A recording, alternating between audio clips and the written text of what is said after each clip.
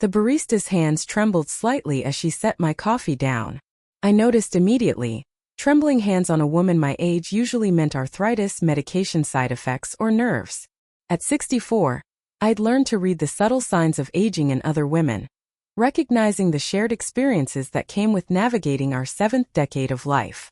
"Thank you, dear," I said, settling into my usual corner table at Magnolia Cafe, the downtown coffee shop that had become my morning refuge since Theodore's retirement 5 years ago.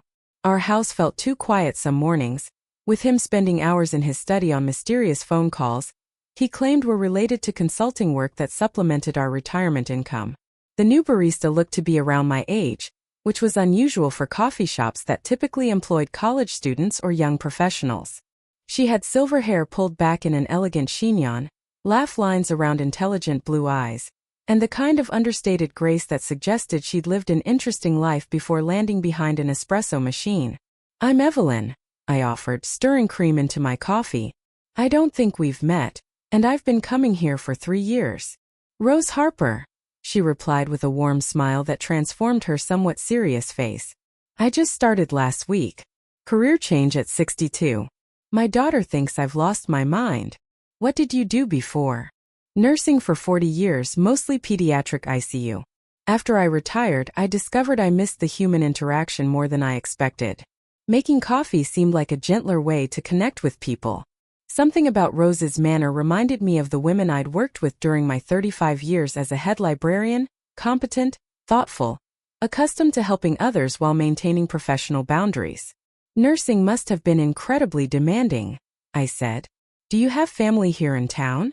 "My older brother Ben lives about 20 minutes away.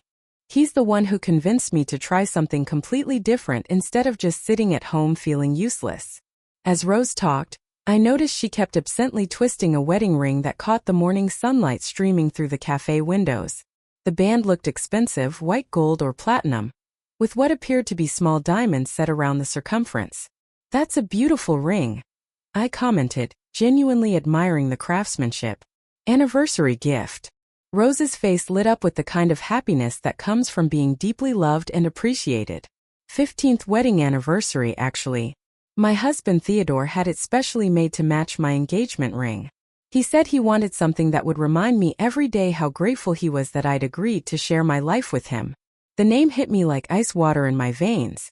"Theodore," I managed, hoping my voice sounded casual rather than strained. "Theodore Blackwood," she said warmly. "He's the sweetest man, completely devoted.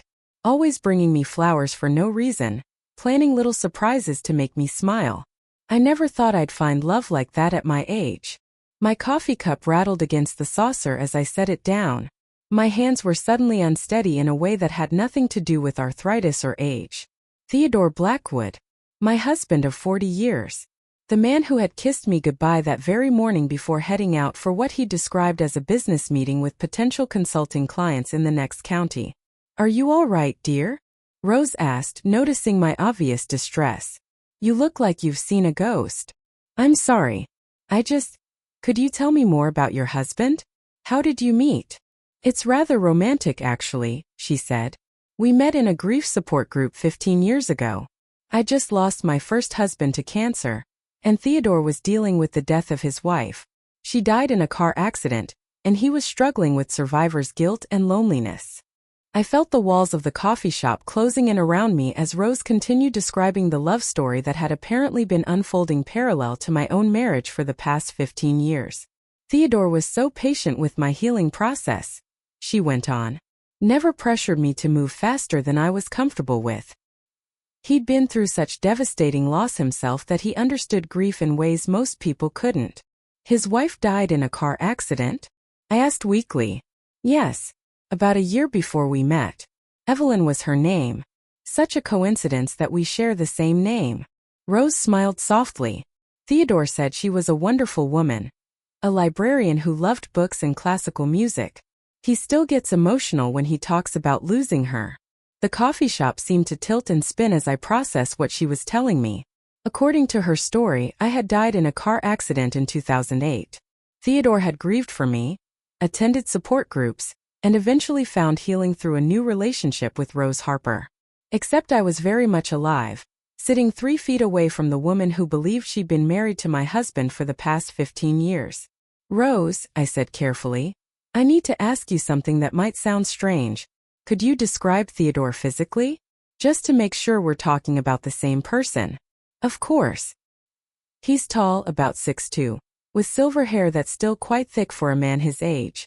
He has the most distinctive green eyes and a small scar above his left eyebrow from a childhood accident. He's very distinguished looking. Still handsome at 67. Every detail matched my Theodore perfectly, down to the scar he'd gotten at age 8 when he'd fallen off his bicycle and needed stitches. And you've been married for 15 years? 15 wonderful years. We had a small ceremony in 2009. Just my brother and a few close friends. Theodore said he didn't want anything elaborate since it was a second marriage for both of us. But it was perfect. Intimate and meaningful. Rose pulled out her phone and showed me wedding photos from what appeared to be a lovely garden ceremony. There was my husband of 40 years, beaming at the camera, holding the hand of the woman sitting across from me. Rose, I need to use the restroom, I said abruptly, standing on legs that felt unreliable. Could you watch my things for a moment? Of course, dear. Take your time. I stumbled toward the ladies' room, my mind racing through the implications of what I'd just learned. Theodore hadn't just been having an affair. He'd been living an entirely separate life, another marriage, with a woman who believed it was legitimate. When I returned 5 minutes later, Rose was wiping down the counter with a cleaning solution that had apparently splashed onto her hands. Oh, this stuff is so harsh on jewelry, she said, pulling off her wedding ring to rinse her hands properly. Without thinking, she set the ring down on my table while she went to the sink. I stared at the ring lying inches from my coffee cup, and my heart stopped altogether. Engraved on the inside of the band, clearly visible in the afternoon light, were the words, TBNRH forever. I looked down at my own wedding ring, worn continuously for 40 years, and read the nearly identical engraving, TB and EB forever. Theodore had given both of us essentially the same ring, the same style, the same promise, the same illusion of eternal love. Some husbands had affairs that lasted weeks or months before guilt or discovery ended them. My husband had maintained a second marriage for 15 years, complete with wedding rings, anniversaries, and a woman who believed she was the center of his world. And I was about to destroy Rose Harper's entire understanding of her life, just as she had unknowingly destroyed mine. Rose returned from washing her hands, chatting cheerfully about the cafe's new cleaning products. The industrial cleaners are so much stronger than anything I used at home, she said, reaching for her ring.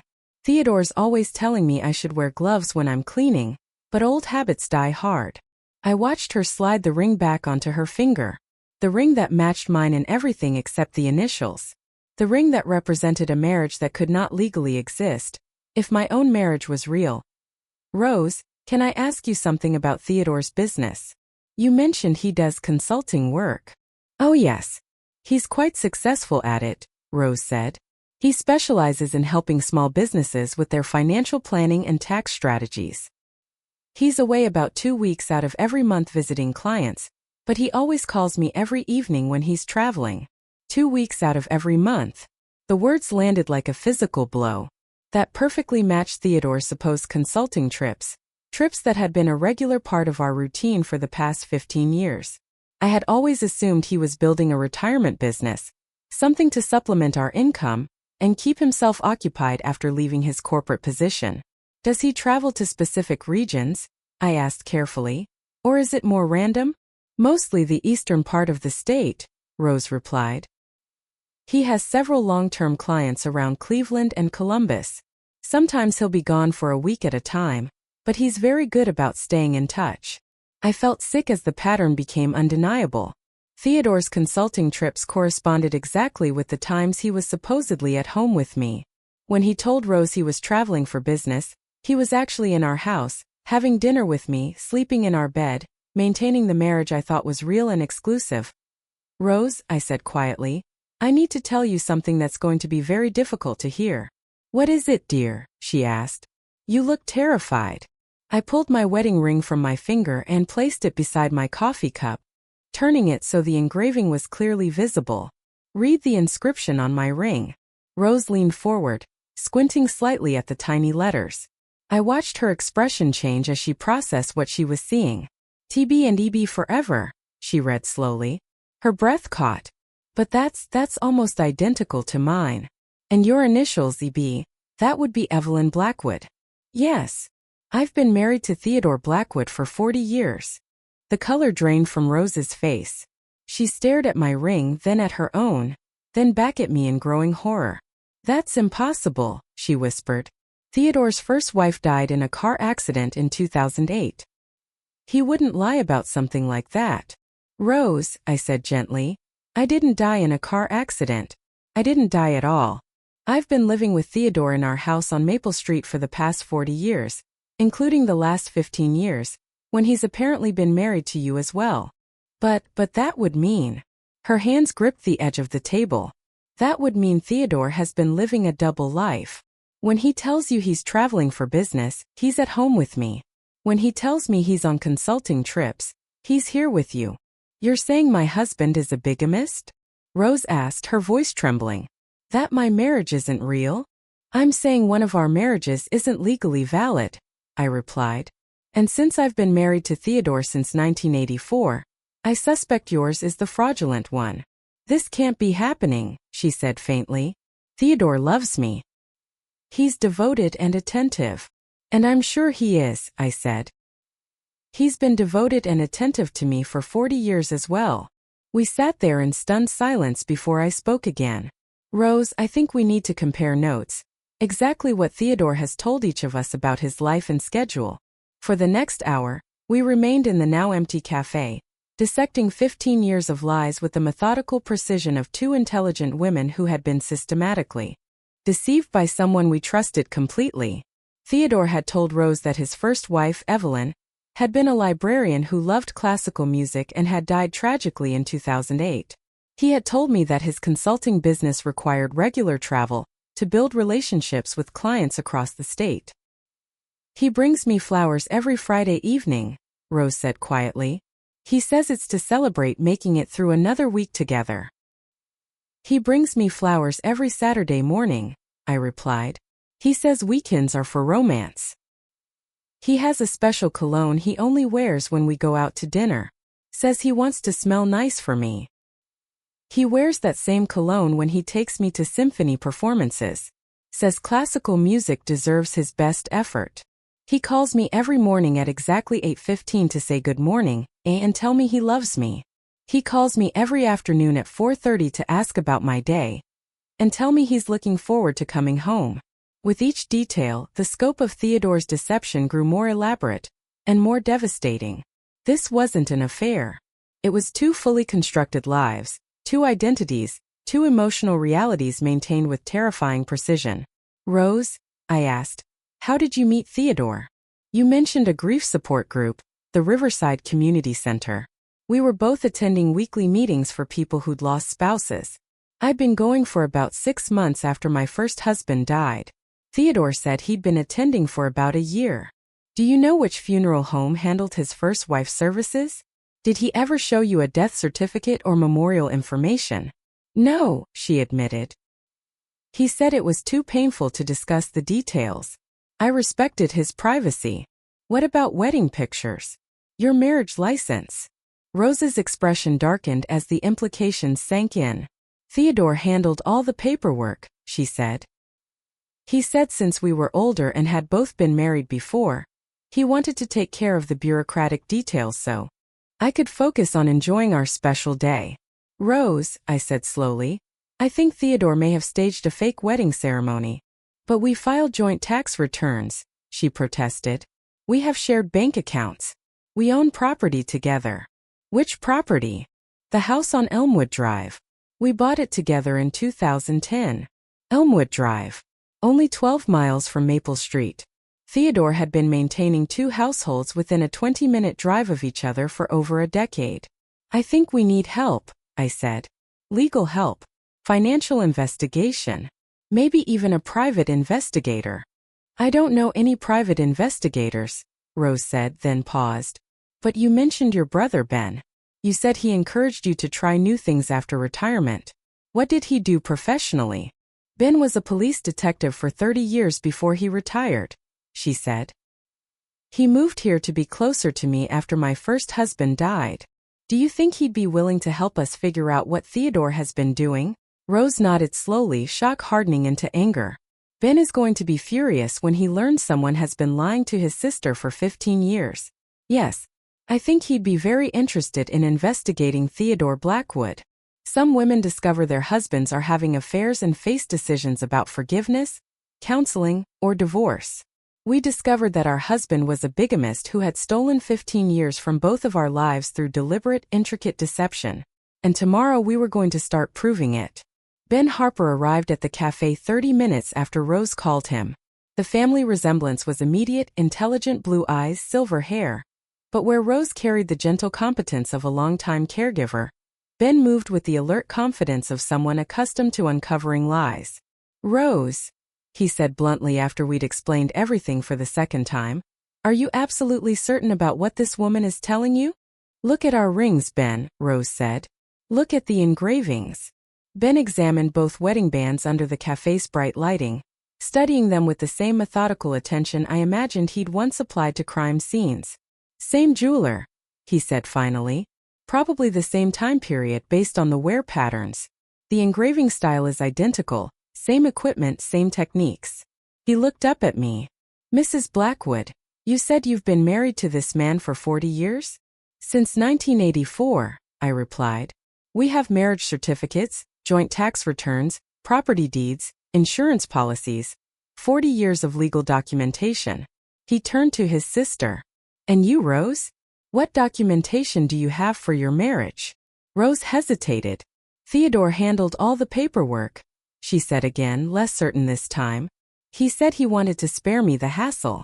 Did you ever see the actual marriage license? Ben asked. Were there witnesses to the ceremony besides family? Rose frowned, confronting questions that had never seemed important during 15 years of unquestioned happiness. There were witnesses, but they were Theodore's friends from the grief support group. I never got their contact information. Theodore said it wasn't necessary for such a small ceremony. Rose, I need you to think carefully, Ben said. Did Theodore ever show you death certificates for his supposedly deceased first wife? Obituaries? Funeral programs? Cemetery records? No, Rose admitted. He said discussing those details was too painful. I thought I was being considerate by not pressing for information about his loss. Ben's expression grew grimmer as he processed the implications of what we were describing. Ladies, based on my experience investigating fraud cases, it sounds like Theodore Blackwood has been operating an elaborate bigamy scheme for 15 years. Mrs. Blackwood, your marriage is almost certainly the legally valid one, which means Rose has been unknowingly living in a fraudulent relationship. But how could he maintain two households without being caught? I asked. With careful planning, compartmentalized finances, and a lot of luck. Ben turned to Rose. Where did the money come from to buy your house on Elmwood Drive? Theodore said it was from investments he'd made during his first marriage. He handled the down payment and the mortgage applications. Ben nodded slowly, then looked at me. Mrs. Blackwood, did your husband ever mention making major investments or withdrawing large sums of money around 2010? I thought back to that period, remembering financial decisions that had seemed reasonable at the time but now appeared suspicious. He convinced me to refinance our house that year. Said we could get better interest rates and use the equity for retirement planning. We pulled out about $200,000 in cash. That probably financed Rose's house purchase, Ben said grimly. He used marital assets from his legitimate marriage to fund his fraudulent second household. But how did he manage the logistics? Rose asked. The scheduling, the phone calls, the emotional energy to maintain relationships with both of us. Professional compartmentalization, Ben replied. In my experience, people who successfully maintain double lives are skilled manipulators. They can psychologically separate different aspects of their existence without apparent internal conflict. He pulled out a notebook and began asking detailed questions about Theodore's routines, travel patterns, and behavior over the past 15 years. As Rose and I answered, a clear picture emerged of a man living two completely separate lives with military precision. He calls you every morning at 8:15, Rose, Ben noted. And you every afternoon at 4:30, Mrs. Blackwood. He brings you flowers on Fridays, Rose, and you flowers on Saturdays. He even uses the same cologne, but reserves it for special occasions with each of you. It's like he created a system for managing two wives the way most people manage business appointments, I said quietly. Exactly, Ben agreed. And the grief support group was brilliant. It gave him a cover story for Rose about being widowed, potential witnesses for a fake wedding ceremony, and emotional credibility for his supposed loss. Ben, what should we do now? Rose asked. She looked older and more fragile than she had when our conversation began. First, we gather evidence documenting Theodore's deception. Financial records, photographs, correspondence. Anything that proves he's been maintaining two households and two marriages simultaneously. What kind of evidence specifically? I asked. Bank statements showing transfers between accounts. Utility bills for both properties. Travel receipts. Phone records. Anything that establishes his pattern of movement between two homes and two identities. And then? Rose asked. Then we decide whether to confront him privately or involve law enforcement. Bigamy is a felony in most states, and the financial fraud involved in using marital assets to fund a second household could result in serious criminal charges. I felt a mixture of anger and sadness as I processed the reality that my husband of 40 years might face criminal prosecution for crimes that had devastated two families. Mrs. Blackwood, Ben continued, I need to ask whether you're prepared for the possibility that Theodore might have additional relationships beyond your marriage and Rose's pseudo-marriage. Men who successfully maintain one fraudulent relationship sometimes have others. You think there might be other women? I asked. It's possible. The level of planning and psychological compartmentalization required for bigamy often indicates broader patterns of deceptive behavior. How would we find out? Rose asked. Investigation. I still have contacts in law enforcement and private security who can help trace Theodore's activities, financial transactions, and travel patterns over the past 15 years. Rose had been quiet during this exchange, processing the magnitude of deception that had shaped her understanding of love and marriage for more than a decade. Ben, she said finally, I need to know everything. If Theodore has been lying to me about other women, I want to know. If he's committed crimes beyond bigamy, I want to know. I've wasted 15 years loving someone who doesn't exist. I won't spend another day living in ignorance. Rose, investigating Theodore thoroughly will probably reveal information that's painful and humiliating. Are you prepared for that? I'm prepared for the truth, she said. Whatever it costs emotionally. Ben looked at both of us with the serious expression I imagined he'd used when preparing witnesses for difficult testimony. Ladies, if we're going to expose Theodore Blackwood's crimes, we need to work together systematically and document everything carefully. This won't be easy, but I believe we can build a case that proves exactly what he's done to both of your lives. Some women discover their husband's infidelities through suspicious credit card charges or unexpected phone calls. We were about to uncover something far worse, one of the most elaborate deception schemes either of us had ever encountered. And for the first time in hours, I felt hopeful that truth might finally prevail over 40 years of lies.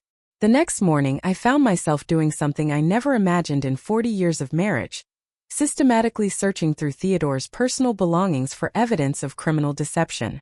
Ben had given me a list of documents to photograph, financial records to copy, and communication patterns to document. Start with his home office, he had advised the night before. Look for bank statements from accounts you don't recognize, travel receipts that don't match his supposed business trips, and correspondence that mentions properties you've never heard of. Theodore was at his Wednesday morning tennis game, a routine he'd maintained religiously for the past 10 years. According to his schedule, he'd be gone for 3 hours, enough time to search his office thoroughly without arousing suspicion. What I discovered in his filing cabinet made me physically ill. Theodore maintained 3 separate sets of financial records. One documented our legitimate joint accounts and shared assets accumulated over 40 years of marriage. The second showed accounts I'd never seen before, containing substantial deposits and withdrawals that coincided with his supposed consulting trips. The third contained correspondence and legal documents related to the house on Elmwood Drive, where he lived with Rose. But the most devastating discovery was a manila folder labeled personal. Inside were 15 years of anniversary cards, love letters, and photographs documenting Theodore's relationship with Rose. I stared at images of birthday celebrations, vacation trips, and romantic dinners that had been happening parallel to our own marriage for over a decade. In one photograph, Theodore and Rose were celebrating what appeared to be their 10th wedding anniversary at a restaurant. He was wearing the suit I'd bought him for our 35th anniversary. Rose was radiant in a dress that probably cost more than I spent on clothing in 6 months. The love letters were even more disturbing than the financial records. Theodore had written to Rose using the same romantic language, the same declarations of devotion, and the same promises of eternal love that had once filled our own correspondence during the early years of our marriage. It was as though he had recycled 40 years of carefully cultivated intimacy, dividing it between two women who each believed they possessed his entire heart. My darling Rose, one letter read. Every morning I wake up grateful that fate brought us together after so much loss and loneliness. You've given me reasons to believe in love again after I thought that chapter of my life was finished forever. My hands trembled as I photographed every document, every letter, every bank statement, every financial record, creating a meticulous archive of evidence that would eventually destroy the man I had loved for 4 decades. At exactly 4:30 p.m. my phone rang. Theodore's call, his daily check-in as predictable as a clock. Hello, sweetheart. How was your day? Fine, dear, I said evenly. Just reading and organizing some paperwork. I should be home around 6. Would you like me to pick up something special for dinner? That would be lovely, Theodore. I love you, Evelyn. Love you too. I ended the call and immediately felt like vomiting.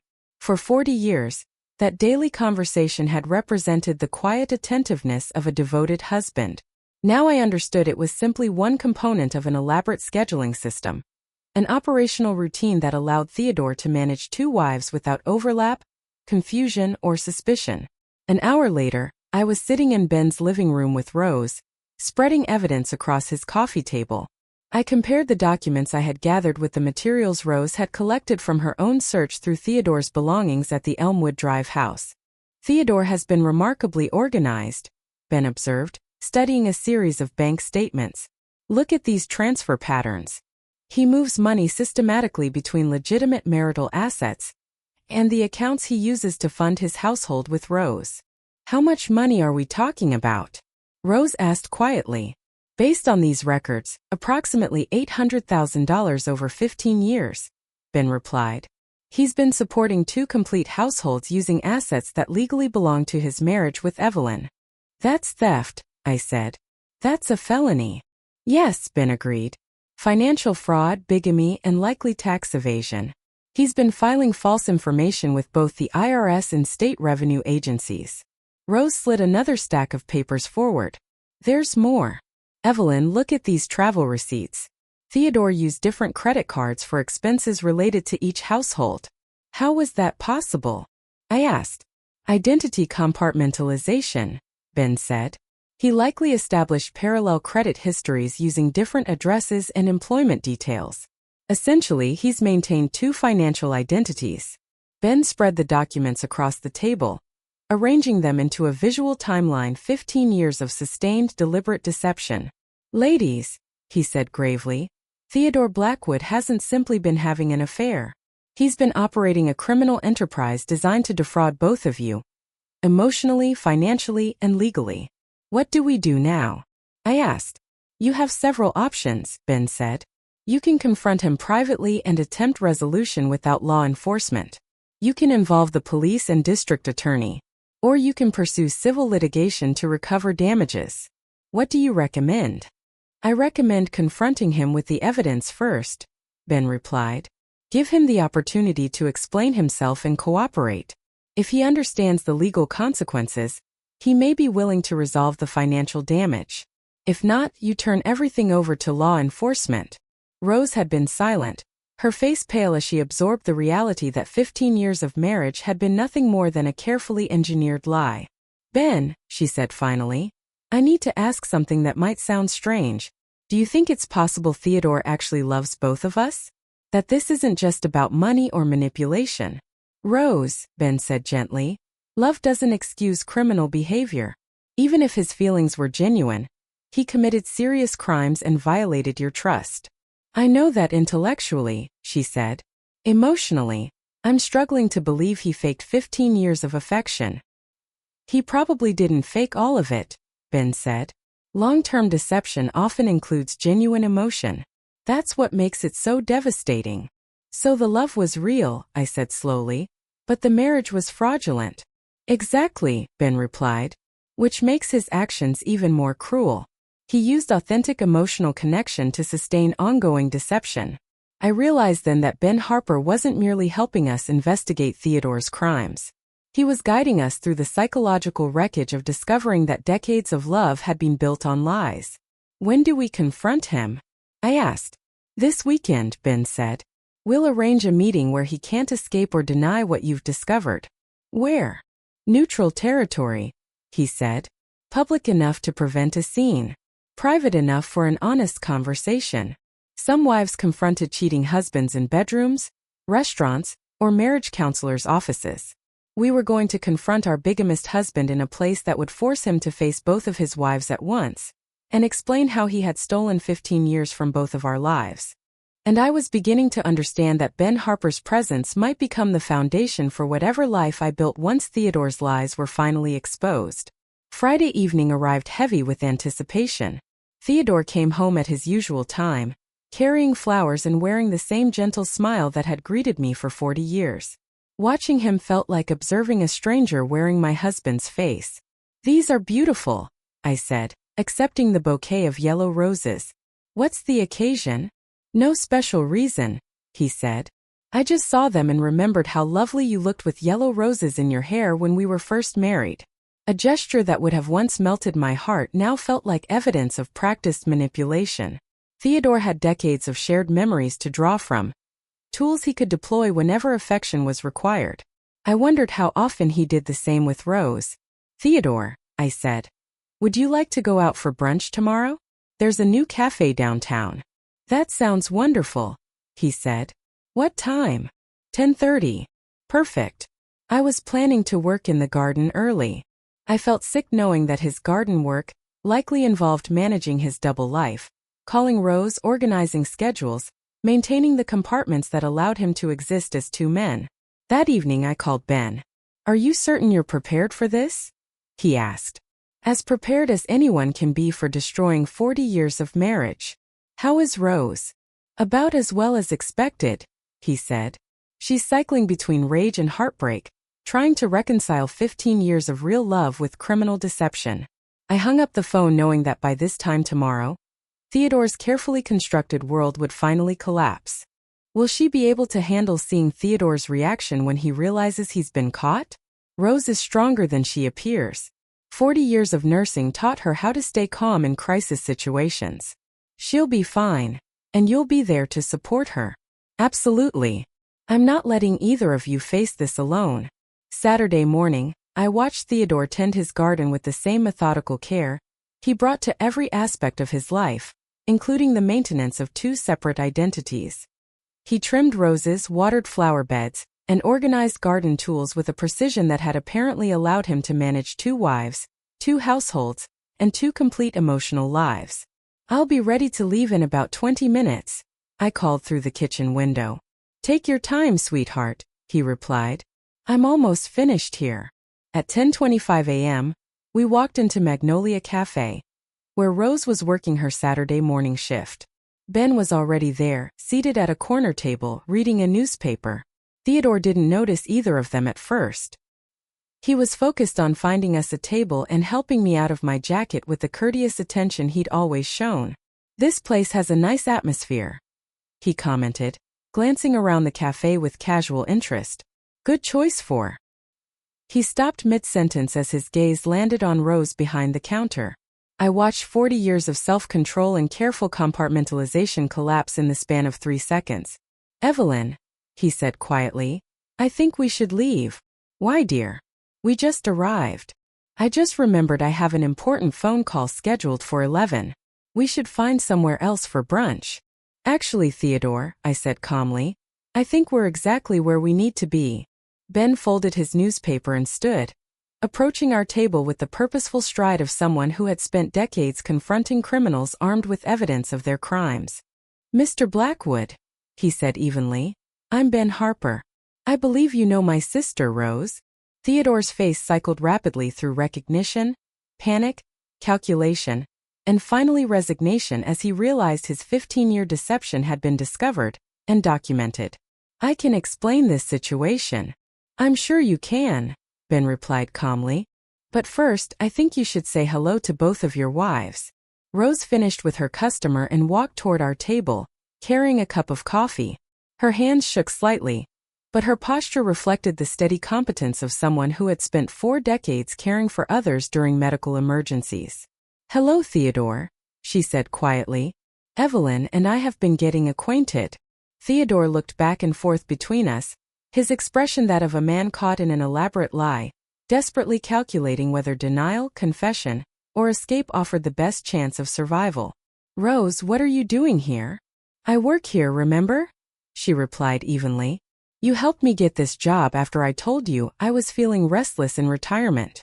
"Evelyn, I need to explain." "Theodore, sit down," I interrupted.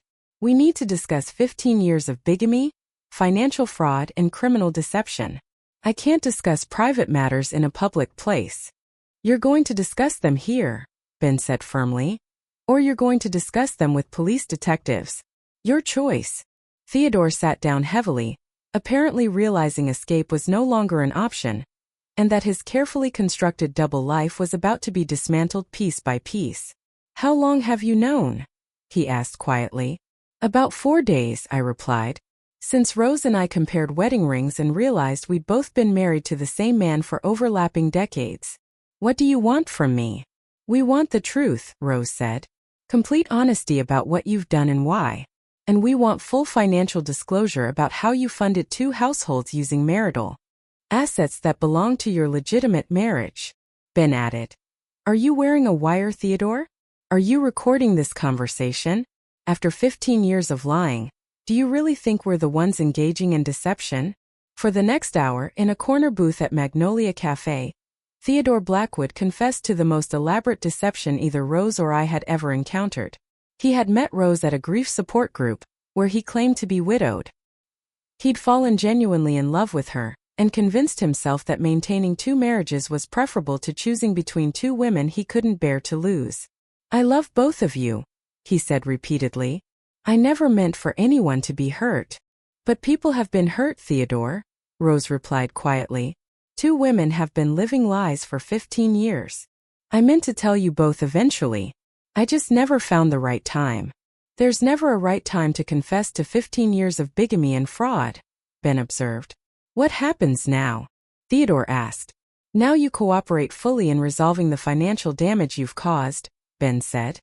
"And then we decide whether to pursue criminal charges. And if I cooperate, then maybe you avoid prison. But your marriages are over, and you'll spend your retirement trying to repair some of the damage you've caused." Some confrontations end with apologies, forgiveness, and renewed commitments to honesty. Ours ended with the complete destruction of 2 marriages and the beginning of a criminal investigation into 15 years of systematic deception. But for the first time in days, I felt like I could breathe freely. Truth was finally replacing the elaborate lies that had defined my marriage for over a decade. And Ben Harper's steady presence throughout the confrontation was beginning to feel like the foundation for whatever came next in my life. 3 weeks later, I sat in Ben Harper's living room reviewing divorce papers while he prepared coffee in the kitchen. The legal process of dissolving a 40-year marriage built on 15 years of lies was proving more complicated than either of us had anticipated. "The attorney says Theodore has agreed to full financial disclosure in exchange for avoiding criminal prosecution," I called out. "He's turning over documentation for all hidden accounts and properties." "That's progress," Ben replied, returning with 2 cups of coffee. "What about Rose's financial situation?" "More complicated. Since her marriage was never legally valid, she has no claim to marital assets. But she also isn't responsible for any debts Theodore incurred using fraudulent documentation." Ben settled into the chair across from me, a seating arrangement that had become comfortably familiar over the past month. "How is Rose handling everything?"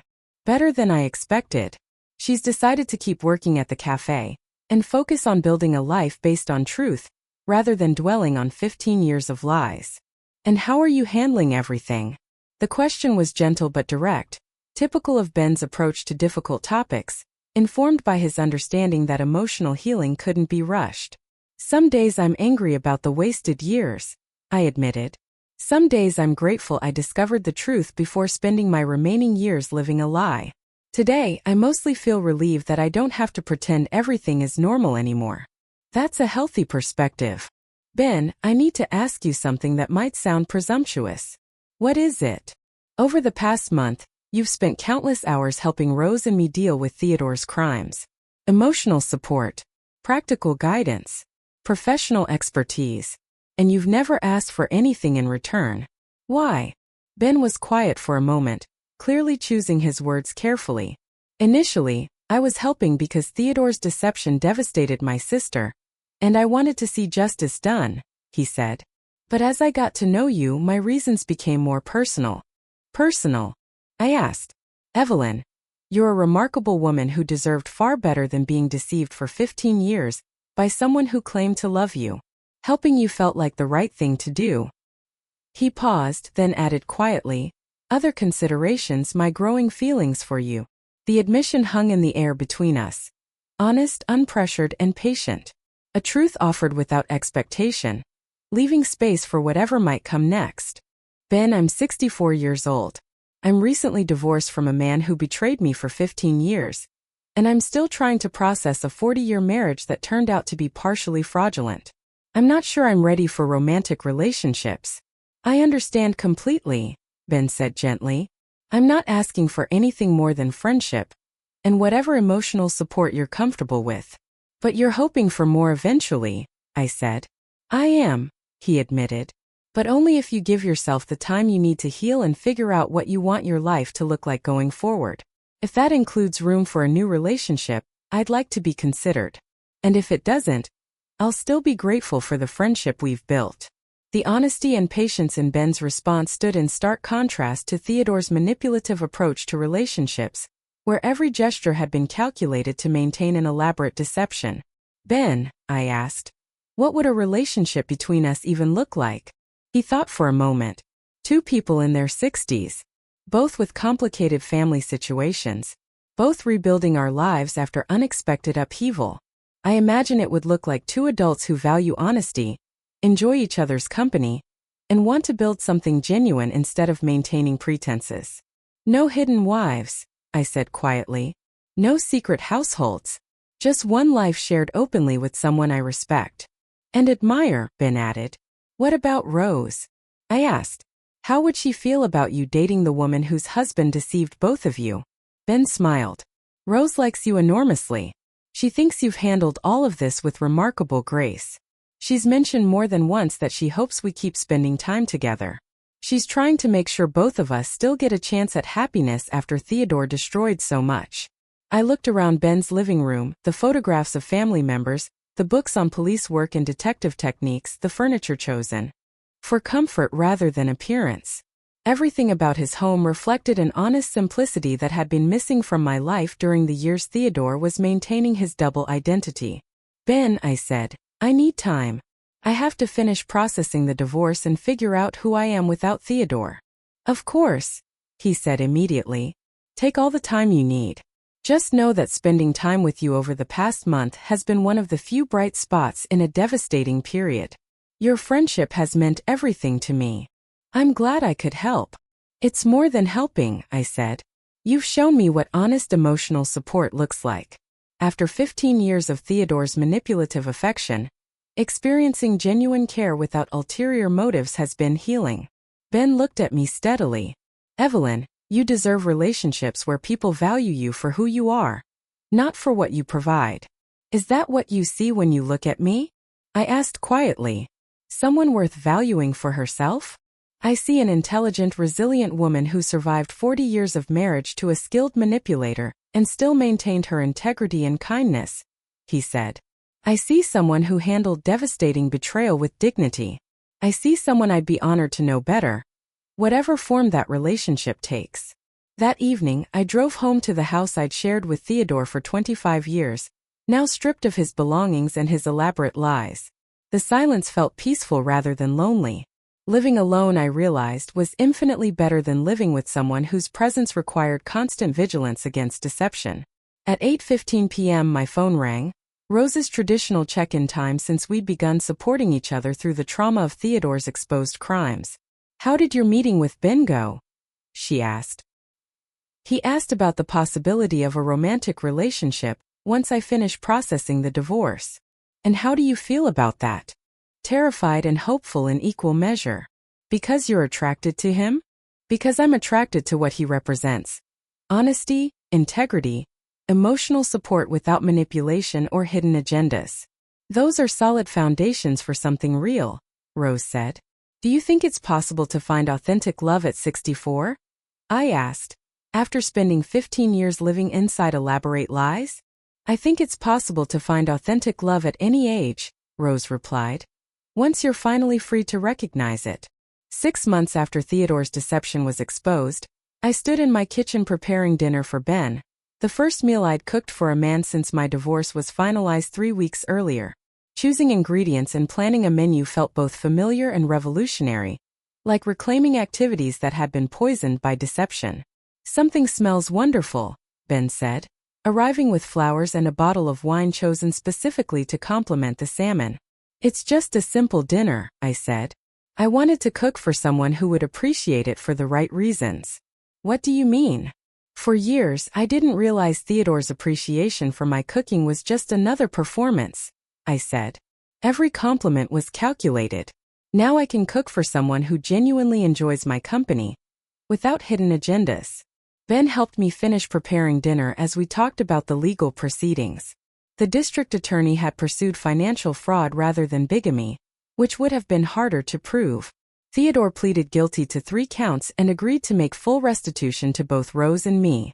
"He'll serve 18 months in minimum security prison," Ben said, "and 5 years of supervised probation." "I'm not sure how I feel about that," I admitted. "I don't know whether I want justice, or just want him gone from our lives." "Justice doesn't always mean maximum punishment," Ben said. "Sometimes it just means accountability." "Do you think he'll change?" Ben shook his head slightly. "He's a skilled manipulator. He may avoid criminal behavior now, but people rarely change their fundamental character at 67. "And what about us?" I asked. "Can people change enough to build something healthy after decades of dysfunction?" Ben paused, meeting my eyes. "I think people can recognize healthy patterns once they experience them, and I think they can choose honesty over comfortable lies." "Is that what we're doing?" "I think we're taking our time," he said, "building something genuine instead of rushing out of loneliness." Over dinner, we talked about retirement, family complications, and rebuilding trust after upheaval. "Ben," I asked finally, "what do you envision for our future?" "I see 2 independent adults," he said. "People who enjoy being together, support each other, and build something honest. Something that enhances life instead of requiring either of us to pretend." That sounds wonderfully simple after 40 years of complexity. Simplicity isn't always easy, but it's usually more sustainable than relationships that require elaborate maintenance. "Are you talking about marriage at our age with all our complications?" "I'm talking about commitment to honesty and mutual respect, whatever form that takes, legally or practically." I hesitated, then said the thing I'd been turning over in my mind for weeks. "Ben, I need to tell you something." "What is it?" "I'm attracted to you. Not just because you're kind and supportive, but because being with you feels effortless in ways I now realize my marriage never did." "Effortless how?" "I don't have to monitor your moods, analyze your statements for hidden meanings, or wonder whether you're telling me the truth about your whereabouts and activities. I can simply enjoy your company without vigilance or anxiety." "Is that what your marriage felt like?" "Constant vigilance." In retrospect, yes. I told myself Theodore's secretiveness about business trips and phone calls was just masculine privacy. But some part of me was always uneasy, always tracking inconsistencies in his stories. "And you don't feel that anxiety with me?" "Never. When you say you'll call at 8, you call at 8. When you say you're looking forward to seeing me, Your behavior matches your words. When you express affection, it feels genuine rather than calculated. Ben reached across the table and took my hand, his touch gentle and grounding. The same quiet steadiness that had become a source of comfort during the hardest months of my life. Evelyn, I want you to know my feelings for you have nothing to do with rescue fantasies or rebound relationships. I'm attracted to the woman you are, not the woman you might become or the woman you used to be. How can you be certain? Because I've spent 6 months watching you handle crisis with dignity, support Rose through her own trauma while managing your own, and rebuild your life through truthful self-assessment, rather than denial or victimhood.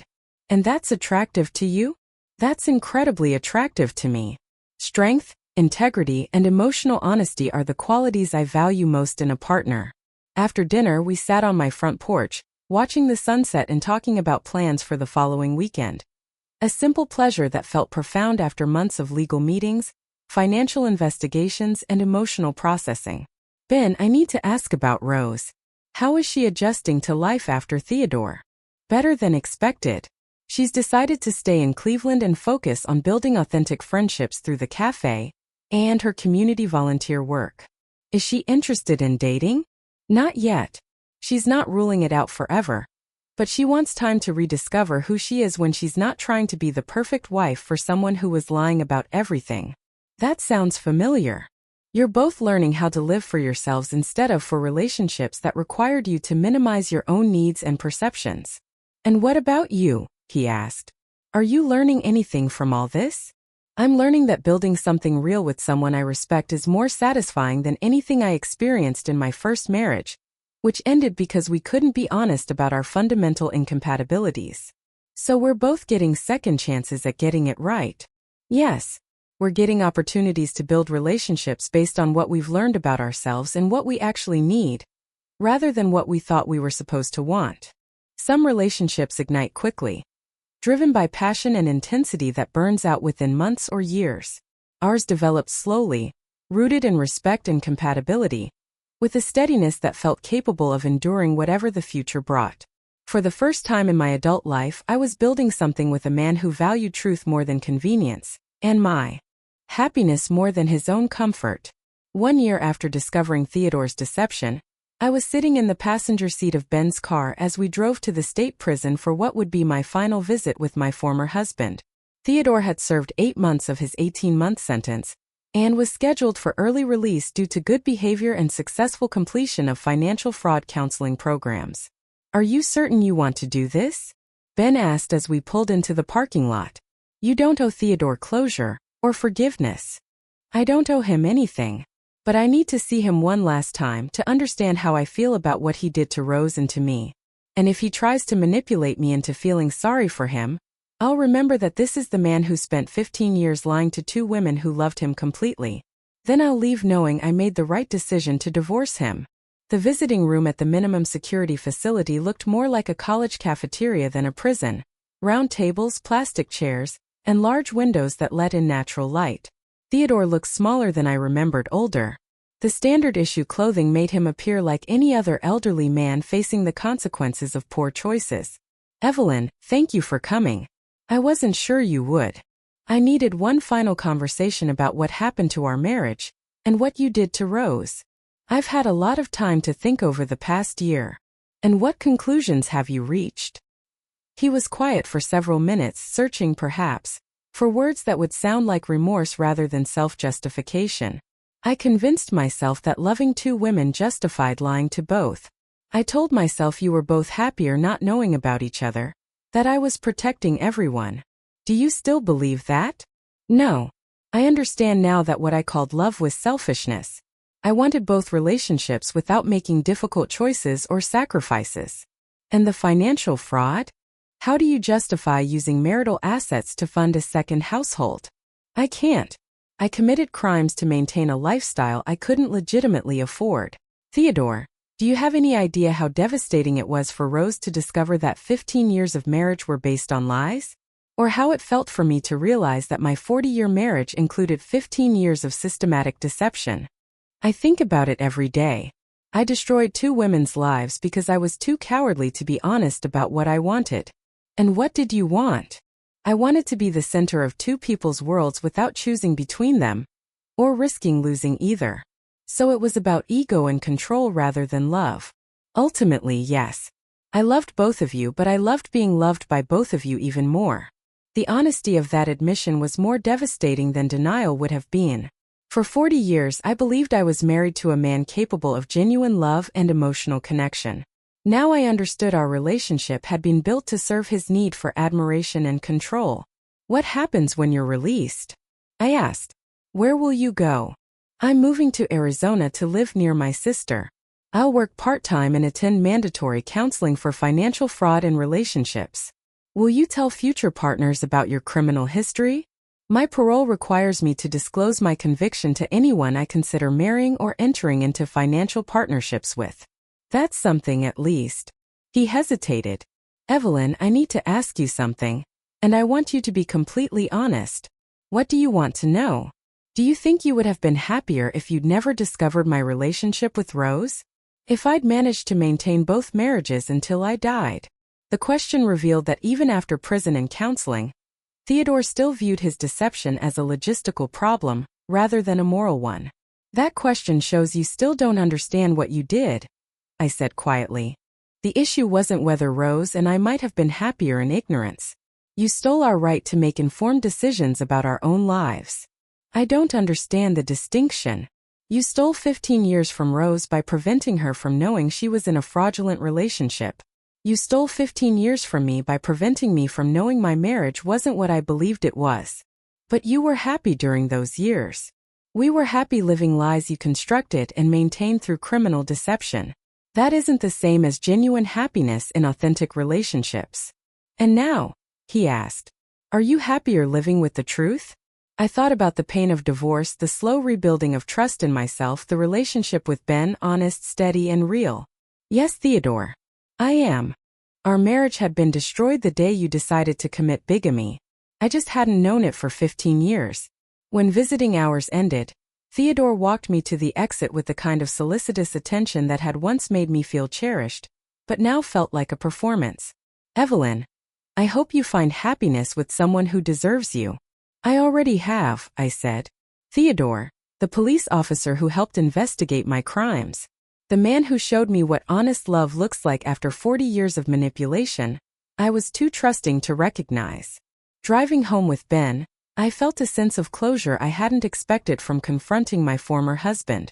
How do you feel after seeing Theodore? Ben asked. Grateful, I said. Grateful that I discovered the truth before wasting any more years living his lies. And how do you feel about us? Grateful that you showed me the difference between being manipulated by someone who claims to love you and being cherished by someone who actually does. Ben was quiet for a moment. Are you ready to talk about making our relationship more official?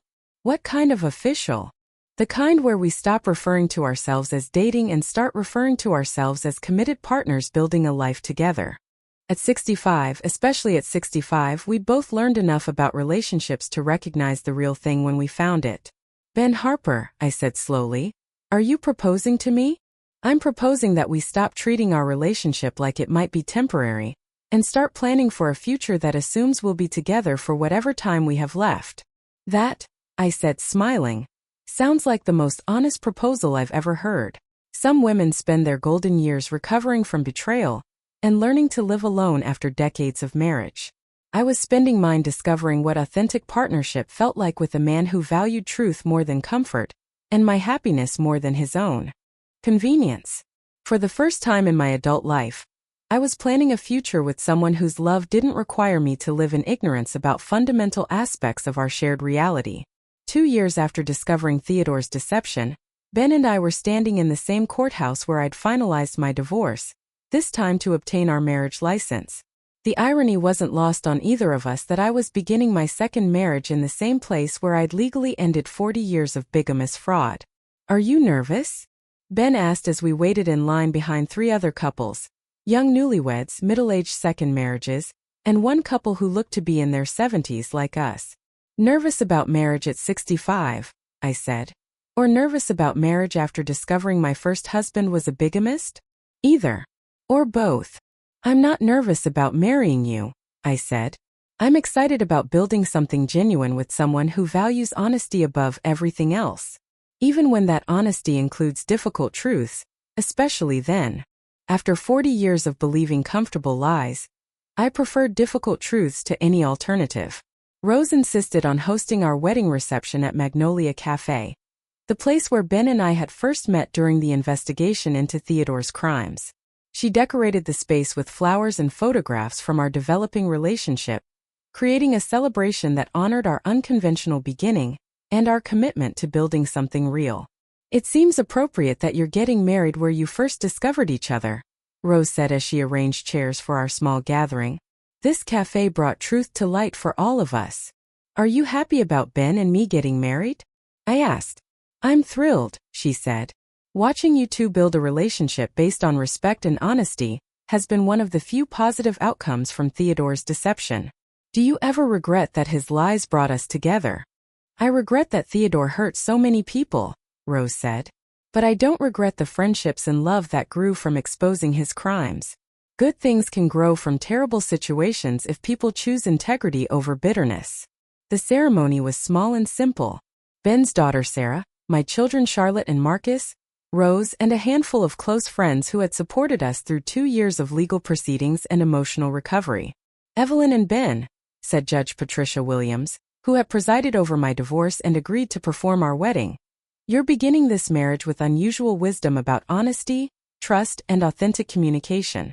Those are gifts many couples don't acquire until they've survived significant challenges together. We've already survived significant challenges, Ben said, taking my hand with the gentle confidence that defined our relationship. Now we're ready to face whatever comes next as genuine partners. Do you, Benjamin Harper, take Evelyn Blackwood to be your lawfully wedded wife, promising to build your life together on foundations of honesty, respect, and mutual support? I do, Ben said, completely and without reservation. Do you, Evelyn Blackwood, take Benjamin Harper to be your lawfully wedded husband, promising to build your life together on foundations of honesty, respect, and mutual support? I do, I said, with gratitude for finding authentic love at a stage of life when I thought such discoveries were no longer possible. Our rings were simple gold bands engraved with our names and the date. No elaborate promises that could later be duplicated for deception. Just our commitment, clearly identified and honestly made. Ladies and gentlemen, Judge Williams said, I present Mr. and Mrs. Harper. At 65, I was beginning my second marriage with a clearer understanding of love than I'd had at 24. Experience had taught me to value consistency over grand gestures, honesty over flattery, and partnership over fantasy. How does it feel to be Mrs. Harper? Ben asked as we cut the cake Rose had ordered from the bakery where Theodore once bought flowers for both his wives. It feels like coming home to myself, I said. After decades of living inside someone else's carefully constructed fiction. Any regrets about giving up the independence you discovered after your divorce? Independence was never about living alone, I said. It was about being free to choose relationships based on truth, rather than being trapped by lies. And you choose this relationship freely? I choose it joyfully. During the reception, my son Marcus gave a toast. 2 years ago, he said, our family learned that Dad's 40-year marriage to Mom included 15 years of criminal deception.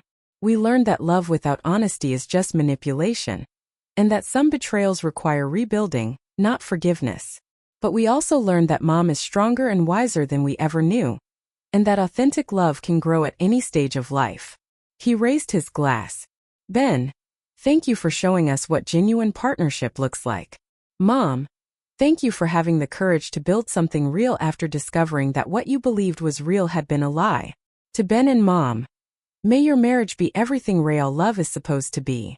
That evening, Ben and I sat on the porch of the house we'd purchased together, a home that belonged equally to both of us, free from inherited histories. Mrs. Harper, Ben said, what are your hopes for our marriage? That we keep talking honestly about everything, finances, feelings, fears. That we never take each other for granted the way I once did. And your concerns? That after being deceived so thoroughly, I might overreact to normal challenges. How do we handle that? We talk. I ask instead of assuming. You address it gently. Sounds workable. Ben, what are your hopes? That we enhance each other's lives without losing ourselves. And your concerns? That I'll be compared to Theodore. How do we handle that? You remind me when comparisons aren't helpful. I remind you when you're helping me feel secure. He smiled. Mrs. Harper, I think we're going to be very good at being married. I think you're right, Mr. Harper. Some women spend their golden years alone after discovering decades of lies. I was spending mine building an authentic partnership with a man who chose truth over comfort. Every evening when Ben came home, I knew exactly where he'd been, and exactly why he was glad to be home. 3 years after discovering Theodore's deception, 1 year into marriage, I stood in our kitchen making coffee while Ben read the newspaper. The community theater is doing our town next month, he said. Interested? I'd love that. Theodore didn't like theater, he said gently. No, I replied. He avoided anything that required planning or proof. Ben folded the paper and looked at me fully. Do you miss anything about your life with him? I miss the illusion of security, I said. But now I have the real thing. What's the difference? The difference is that his love depended on my ignorance. Yours is strengthened by knowing me completely. Ben nodded. That's the difference between an audience and a partner. And I finally knew which one I was.